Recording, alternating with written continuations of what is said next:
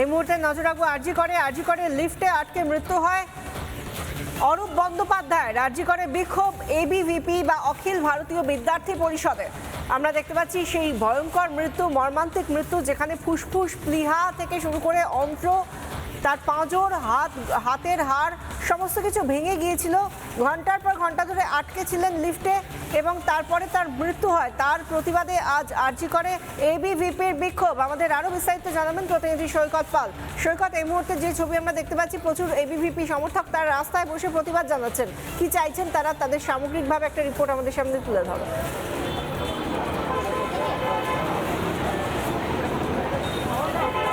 দেখো, গত দুদিন আগে আরজি করে যে ঘটনা ঘটে গেছে, সাত সকালে একজন মানুষের মৃত্যু, এবং সেক্ষেত্রে এই আরজিকর হসপিটালের প্রশাসনের গাফিলতি কার্যত সামনে চলে এসেছে। সেই ঘটনার প্রতিবাদে এবিভিপির সদস্যরা তারা বিক্ষোভ করেছেন।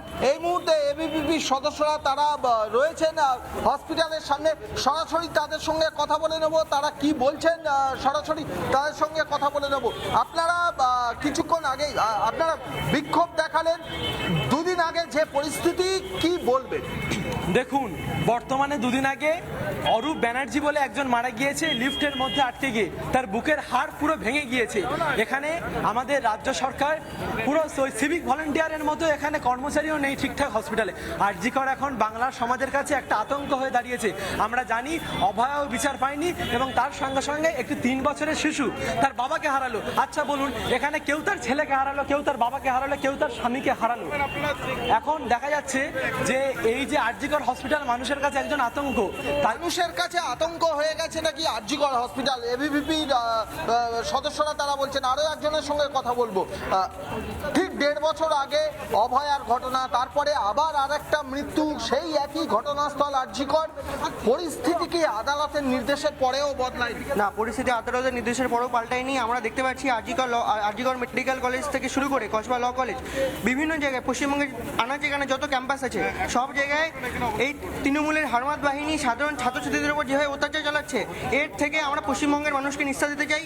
আমরা চাই যারা নির্যাতন যাদের সাথে হচ্ছে তাদের যে পরিষেবা রয়েছে তার পরিকাঠামো নিয়ে প্রশ্ন তুলে আজ এবিভিপি তারা আরজি করে বিক্ষোভ দেখাচ্ছে। সেই ছবি আমাদের সামনে তুলে ধরলেন আমাদের প্রতিনিধি সৈকত পাল। ধন্যবাদ সৈকত।